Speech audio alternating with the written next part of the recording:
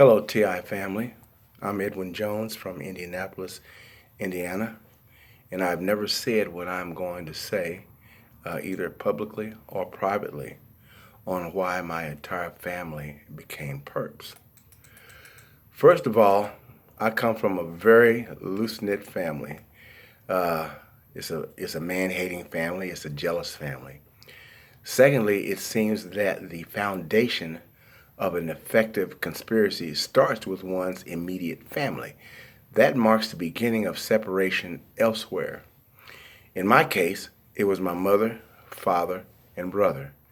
And once the police that I sued got them to do their bidding, the rest of the family, knownst or unbeknownst to them, just fell in line. Let's start with my mother. Mothers are the most believable of all family members. They are traditionally the backbone of the family. And once mothers are controlled, the rest of the family become dominoes. Add to that the participation of my father and brother, and who could question their motives? After all, it's natural to assume that they all can't be wrong, or they can't be lying. Now, my mother, unfortunately, was a perp waiting to happen because she never bonded with me, as she and my father were on bad terms, and she took that out on me as a child. The only time she spent with me was whipping me like a racehorse and talking to me like a stranger. She left home when I was 15 after I became oblivious to her physical and psychological torture. She was all the while going to church and pretending to be a Christian. Now, my father was no bargain. He spent all of his time working as a mechanic and chasing women. He had an answer for everything, and it usually was wrong. He even approached my first wife before her and I were married to have sex with him. He was also a perp waiting to happen. I got no ethical or moral foundation from him or my mother, and basically raised myself in seclusion and isolation. My mother was hateful and my father was stupid. Both claimed to be Christians, both were churchgoers, and I learned about religious hypocrisy at a very early age. I also learned how to shut down my feelings along with the physical pain at an early age. Now, those negative attributes were indispensable in my graduating from college and getting a black belt in karate, but they were harmful to me in every other aspect of my life. Now, I had a brother who was 4 years older than me, but we were not close growing up. He preferred to run the streets until he dropped out of high school. Then he joined the Marine Corps. We were not close even after that. I sent myself off to college and got a black belt.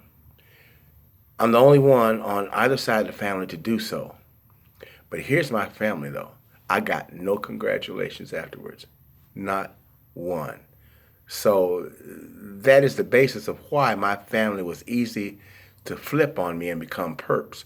And if your family is like mine, you will be on your own.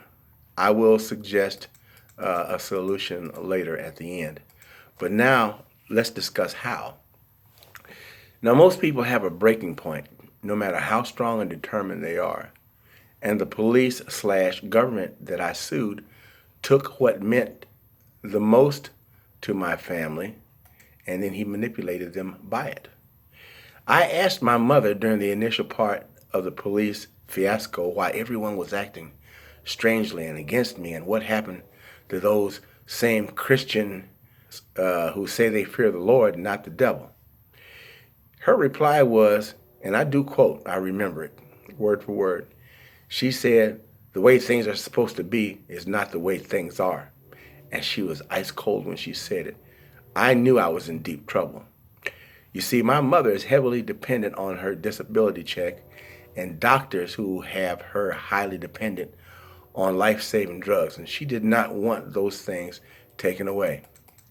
I asked my brother if somebody was promised to win the lottery if they set me up, and he let it slip that sometimes your kids can't get credit if you don't go along.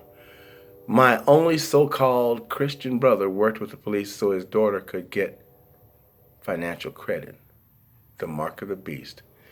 Now, up to this point, my mother and brother offered passive compliance. Now, my Christian father, a deacon, however, allowed the police to enter his home where I was sleeping and allowed the police to gas me while I was asleep so that they could go through my court papers and other things. They decided, I guess, to let me keep damaging discovery papers because I guess they figured I could not use them anyway.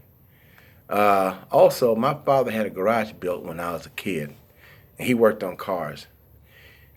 And he didn't pay taxes on any of that money for 30 plus years. He was very good at what he did. And his customers included lawyers, doctors, and a judge. And I suspected he was threatened with jail time if he didn't cooperate. Now, perhaps the answer is also that the family decided that it's best to sacrifice me for the sake of the rest of the family. And like I said before, their resistance was mostly passive. They isolated me while probably telling the rest of the family that I needed help. And that's standard operating procedure. I don't see my granddaughter, who is 6. Me and his mother divorced when he was 3. She's a Christian and a retired school teacher. But after our divorce, she never encouraged him to be close to me, even though I potty trained him, taught him to read at 3, took him to work with me occasionally, took him to my karate classes, the YMCA, the Boys Club. I enrolled him into the Cub Scouts, taught him to ride a bicycle during the summers that I had custody. I also taught him to grow a garden. But during the most impressionable time of his preteen life, in the beginning of my conspiracy, she took him out of the racially mixed scout group that I had him enrolled in and put him into an all-black scout troop, where he became condescending, bored, and surrounded with nefarious ne'er-do-wells and other type of thugs. And she did this during the early part of his conspiracy, during the most impressionable time of his life, and she did it just to thwart me. And she's been a perp since 1990, right along with the rest of the family. She hated me more than she loved her own son. She made it easy for him to fail. I tried to make him earn and learn. And the result of that interference is that my son and I don't communicate. So be it. Now, I have no expectations of ever seeing my granddaughter again. But I write letters and send cards to her at least once a month at her last known address. All the letters are dated, scanned, copied, and numbered. My granddaughter and son are staying at my ex's house, who has a history of opening my son's mail. So I don't worry about whether or not she receives them. I only want to be able to produce those copies of those letters one day if she ever looks me up and asks me, "Where you been, Grandpa?" I intend to show her and tell her the whole truth. I won't make a deal with the devil in the meantime, not even to see my granddaughter. You see, my entire family has shown me that once you make a deal with the devil, they control you for the rest of your life. And I prefer to die on my feet than live on my knees like they do. And I pray that I won't change. Now, it's not easy being completely isolated, but a small part of that responsibility is mine. And I have learned a bit of patience and acceptance since attending Buddhist meditation sessions. That led me to the Hindu temple, and it led me to study philosophy on peace. And because of those two practices, I was able to go back to the Christian church and attend Bible study. And people, I swore I would never go back. You can never say never, right? Now, since I'm emptying my heart out to you, the only family member that I could ever trust was my grandmother on my father's side. She would not have let this go down like it did. She was tough, and she was a real Christian. She died in 1969, and I'm still not over her death. In conclusion, I was forced to abandon my entire system of beliefs without having anything to replace them. That's devastating. And that system was in three parts. Number one, that blood is thicker than water. No. That Christians offer spiritual sanctuary. No. And that there is truth in government. Also no. This is what COINTEL PSYOPs are all about. The destabilization of the familiar. And very few people survive that while isolated. Does this all sound familiar to you, TI family?